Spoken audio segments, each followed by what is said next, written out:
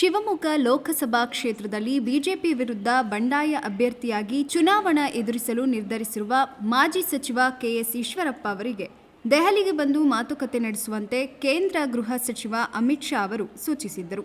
ಅದರಂತೆ ಈಶ್ವರಪ್ಪ ಅವರು ಏಪ್ರಿಲ್ 3ರಂದು ದೆಹಲಿಗೆ ಪ್ರಯಾಣ ಬೆಳೆಸಿದ್ದರು. ಆದರೆ ದೆಹಲಿಗೆ ಹೋದ ನಂತರ ಅಮಿತ್ ಶಾ ಅವರು ಈಶ್ವರಪ್ಪನವರನ್ನ ಭೇಟಿಯಾಗಲು ಸಮಯ ಕೊಡಲಿಲ್ಲ ಎಂದು ಹೇಳಲಾಗಿದೆ. ಈ ಬಗ್ಗೆ ಶಿವಮೊಗ್ಗದಲ್ಲಿ ಪ್ರತಿಕ್ರಿಯೆ ನೀಡಿದ ಈಶ್ವರಪ್ಪ ಅವರು, ಶಿವಮೊಗ್ಗದಲ್ಲಿ ನನ್ನ ಸ್ಪರ್ಧೆ ಖಚಿತ ಎಂದು ಹೇಳಿದ್ದಾರೆ.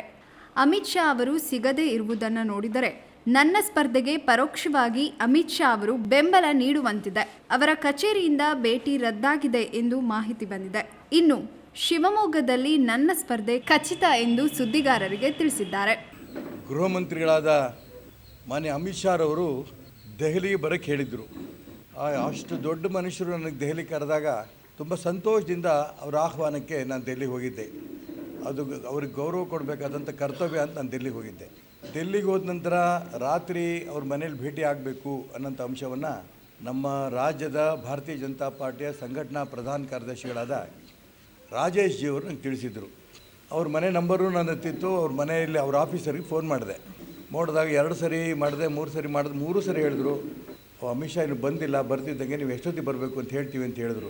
ಕೊನೆಗೆ ಅವರು ಈ ಭೇಟಿ ಮಾಡೋಂಥ ಅವಶ್ಯಕತೆ ಇಲ್ಲ ಅಂತ ಹೇಳ್ತಿದ್ದಾರೆ ಅಂತ ಹೇಳಿದಾಗ ನಾನು ವಾಪಸ್ ಹೋಗ್ಬೋದಾ ಅಂದೆ. ವಾಪಸ್ ಹೋಗ್ಬೋದು ಅಂದರು.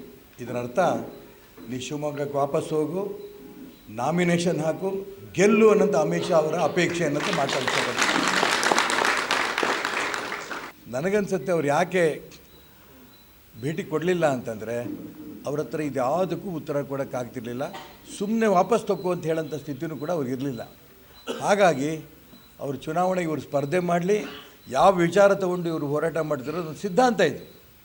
ಈ ಸಿದ್ಧಾಂತಕ್ಕೆ ಹೋರಾಟ ಮಾಡ್ತಿರೋಂಥ ಸಂದರ್ಭದಲ್ಲಿ ನಾನು ಯಾವ ಕಾರಣಕ್ಕೂ ಕೂಡ ಅವರು ವಾಪಸ್ ತೊಗೊಂಡು ಸೂಕ್ತ ಅಲ್ಲ ಅನ್ನೋಂಥ ಒಂದು ಉದ್ದೇಶದಿಂದ ಅವರು ನನಗೆ ಭೇಟಿ ಕೊಡಲಿಲ್ಲ. ನಾನು ಅದಕ್ಕೋಸ್ಕರ ಅವರಿಗೆ ಅಭಿನಂದನೆ ಸಲ್ಲಿಸ್ತೇನೆ. ಅವರ ಅಪೇಕ್ಷೆ ತಕ್ಕಂತೆ ಚುನಾವಣೆ ಸ್ಪರ್ಧೆ ಮಾಡ್ತೇನೆ. ಇಡೀ ಕರ್ನಾಟಕ ರಾಜ್ಯದ ಕಾರ್ಯಕರ್ತರ ಧ್ವನಿಯಾಗಿ, ಹಿಂದುತ್ವದ ಧ್ವನಿಯಾಗಿ ಅನ್ಯಾಯದ ವಿರುದ್ಧ ಈ ಚುನಾವಣೆ ಸ್ಪರ್ಧೆ ಮಾಡಿ ಈ ಚುನಾವಣೆಯಲ್ಲಿ ಗೆಲ್ತೇನೆ. ಮತ್ತು ನರೇಂದ್ರ ಮೋದಿಯವ್ರ ಹತ್ರ ಹೋಗಿ ಅವ್ರು ಪ್ರಧಾನಮಂತ್ರಿ ಆದ ಕೈ ಎತ್ತೀನಿ ಅಂತ ಅಂಶವನ್ನು ಈ ಸಂದರ್ಭದಲ್ಲಿ ಇಡೀ ರಾಜ್ಯದ ಜನರಿಗೆ ಹೇಳೋಕ್ಕೆ ಇಷ್ಟಪಡ್ತಾರೆ.